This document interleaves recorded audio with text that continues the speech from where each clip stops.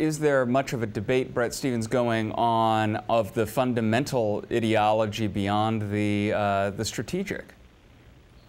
Well, I think that Dr. Faris makes a very good point.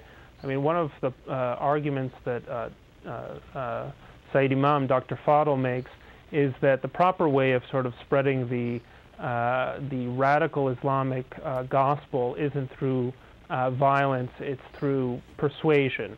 So, you know, he's talking about da'wah or dawah.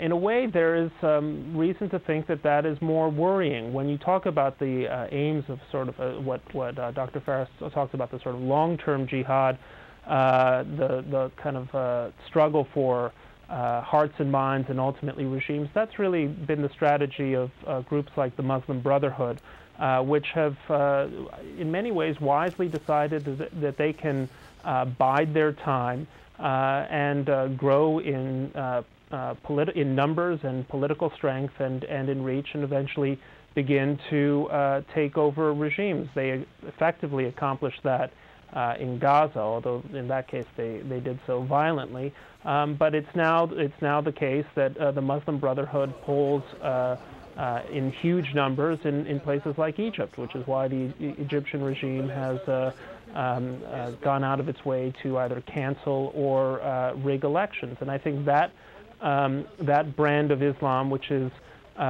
more conservative than it is radical, but it is certainly illiberal, continues to grow in strength and more or less coincides with the arguments that are being made by the Dr. Fadls of the world.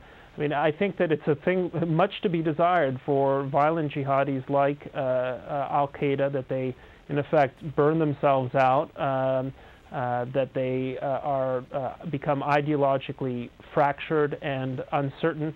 But it doesn't really deal in a deep way with, I think, the real, you know, an equally fundamental or serious problem in the Middle East, which is this kind of spread of a deeply conservative, deeply reactionary, deeply illiberal or anti-liberal version of Islam that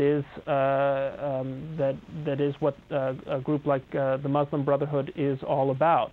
So while we can sort of be spectators to this this debate between the Zawahiris and the Fadls of the world, I think we also have to be equally attuned to the strategies of people like Mohammed Akef, the head of the Brotherhood in Egypt.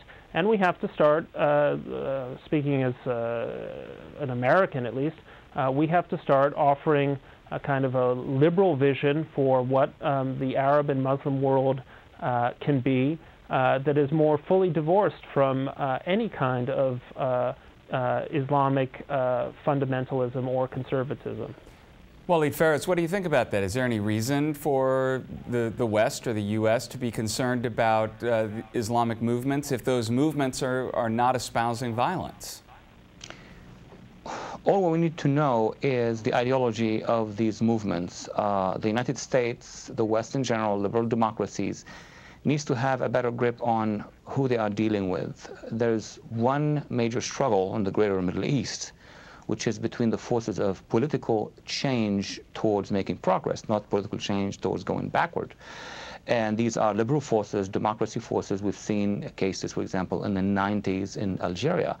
The Salafists have targeted mostly people in civil society, students, professors, rock stars, journalists, women.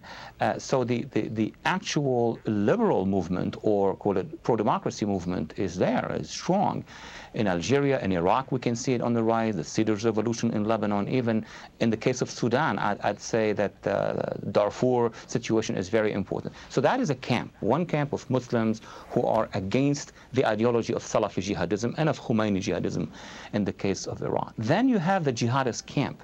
And we need to look at the jihadist camp as with one ideology, but two strategic options. And that debate has taken place actually in the early 90s in Sudan, in Khartoum, under Hassan Tourabi, one of the ideologues of this mainstream camp that has the Muslim Brotherhood, as Brett has mentioned, that has the classical Wahhabis and others. In that camp, you have two types. You have those whom I coin the long-term jihadists, and those who are the equivalent of the Trotskyists, such as al-Qaida and others. The long-term jihadists do not argue with the issue of violence. It's not that they are against violence to begin with. They will say it's when to use it. And in the many treaties and manuals that we can see clearly, it's in the libraries and bookstores, they say we need to look carefully at the balance of power. We cannot, as jihadists, engage in a war and lose it. We cannot engage Allah by himself to fight at our timing.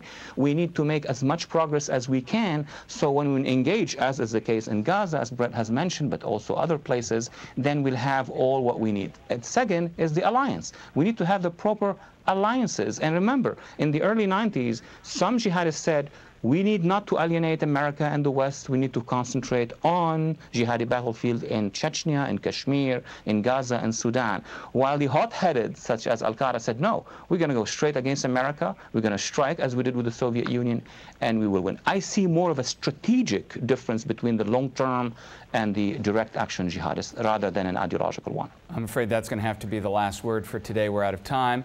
But I'd like to thank my guests. Joining us from New York is Bret Stephens, columnist with the Wall Street Journal. And joining us from Miami, Florida, Walid Phares, Senior Fellow at the Foundation for the Defense of Democracies and author of the book, The Confrontation, Winning the War Against Future Jihad. Before we go, I'd like to invite you to send us your questions or comments. You can reach us through our website at www.voanews.com/ontheline. For On the Line, I'm Eric Felton.